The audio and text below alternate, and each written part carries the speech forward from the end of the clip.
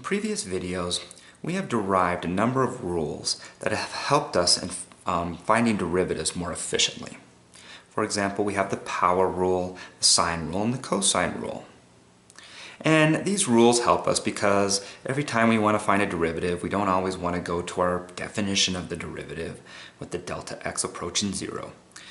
And so we have these rules, and in this video what we're going to do is we're going to look at the product rule. So let's see what we would need the product rule for. Let's look at this example. If y equals x squared times the sine of x, we want to find y prime. Okay, so one thing about the product rule when we do derivatives, and the first thing you got to identify is that you do have a product of two functions.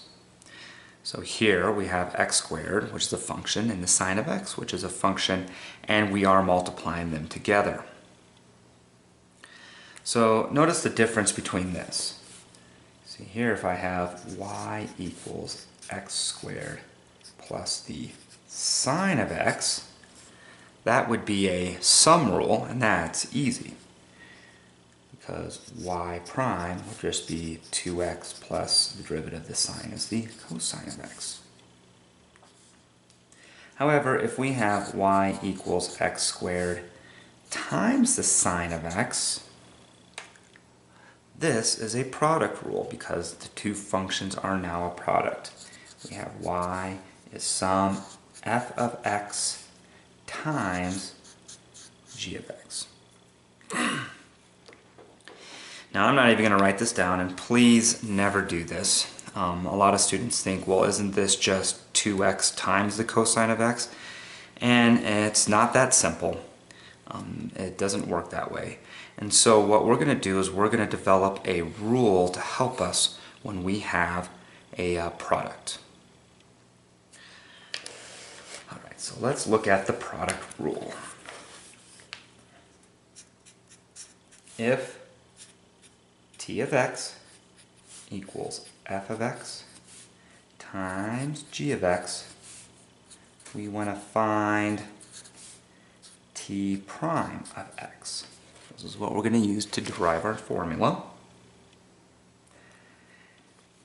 So that means t prime of x is going to be the limit as delta x approaches 0 of t of x plus delta x minus t of x all over delta x.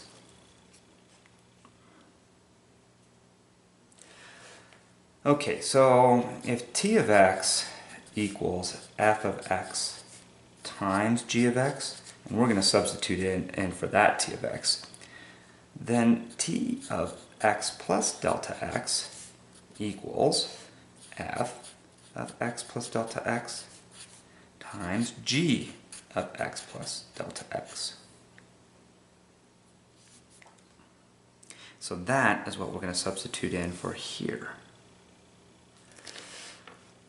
So let's go ahead and do this. We're going to have the limit as delta x approaches 0 of f of x plus delta x times g of x plus delta x minus f of x times g of x all over delta x.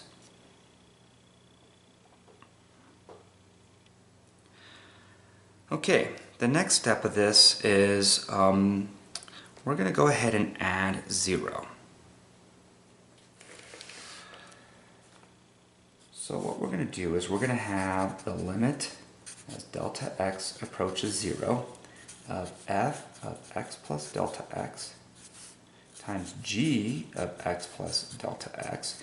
And here we're just going to add a 0 minus f of x g of x all over delta x. So that's the identity property. You can add 0 to anything and you're okay. It's still that original. Of course, that 0 is kind of boring, so let's come up with a better 0. So why don't we say that 0 is actually going to equal a negative f of x plus delta x times g of x plus f of x plus delta x times g of x.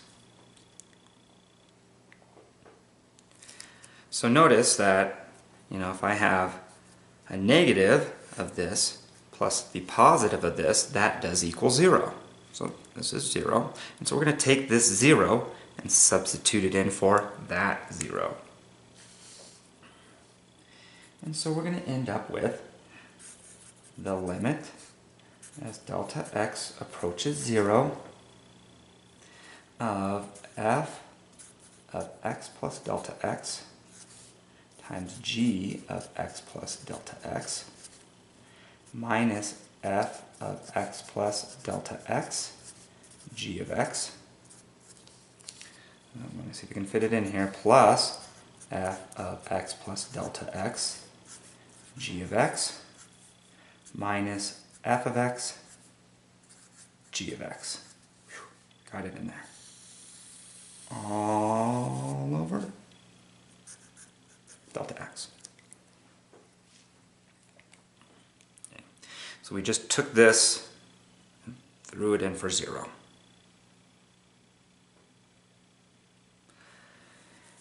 Okay, so now we're going to split this up into two limits. So we can split this up into two fractions. It'll just be this over delta x and this over delta x. And so we're going to take these two parts and create a limit by itself. So I'm going to try to write this a little bit smaller to get it in there.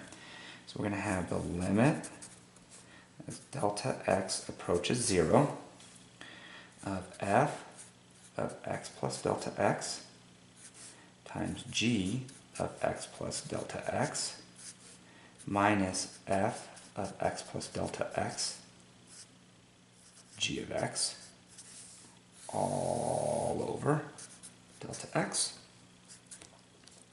And then we're going to add on to that the limit as delta x approaches 0 of the rest of this. So this is f of x plus delta x times g of x minus f of x g of x all over delta x.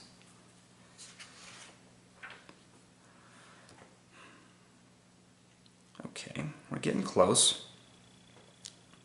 Okay, so from this first one, we're going to factor out an f of x plus delta x. So this is going to be the limit as delta x approaches 0 of f of x plus delta x. Okay.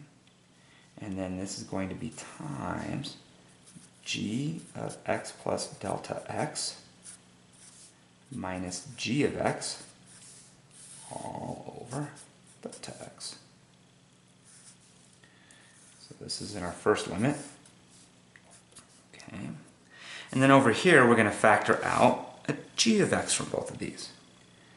So we're going to get the limit as delta x approaches 0 of g of x times f of x plus delta x minus f of x all over delta x.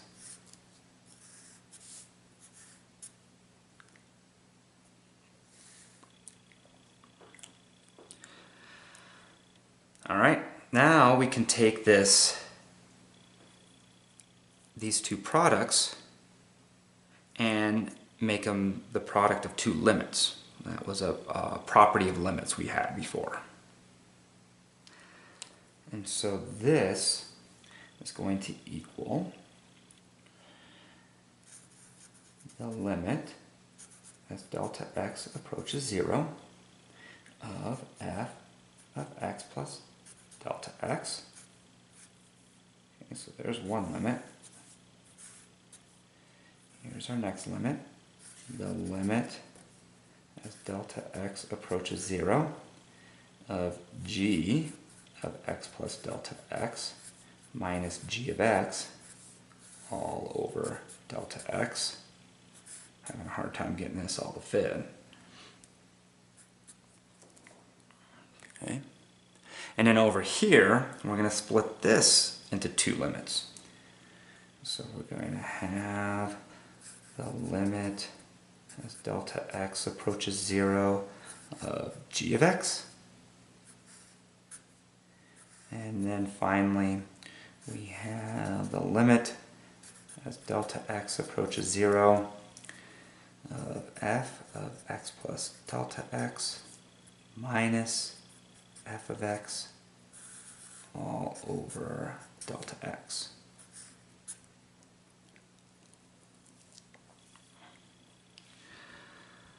Alright, so I think some good things start happening here. So let's look at this limit first. The limit as delta x approaches 0 of f of x plus delta x. Now, because we don't have a delta x in the denominator, we can just substitute in 0. So this whole thing becomes f of x plus 0.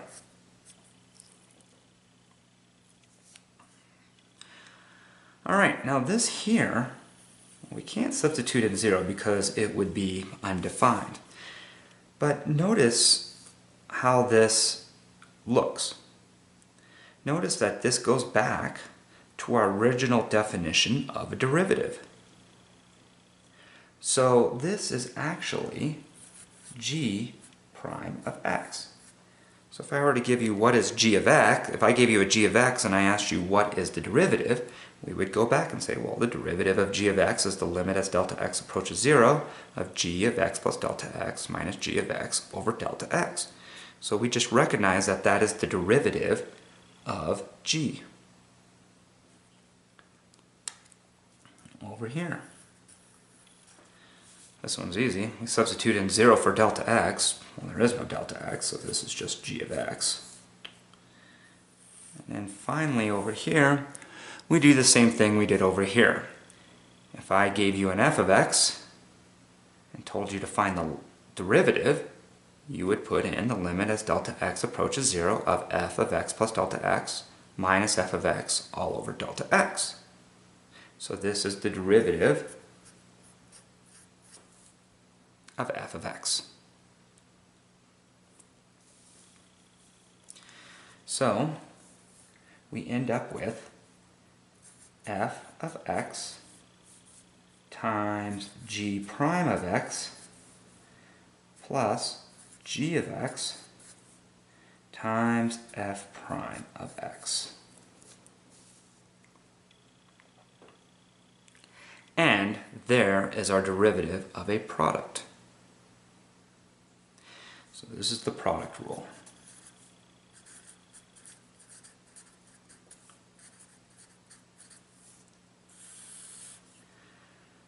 And the product rule states that if we have a function y, and it is a product of two functions, f of x and g of x, then the derivative of that function is going to be f of x times g prime of x plus g of x times f prime of x.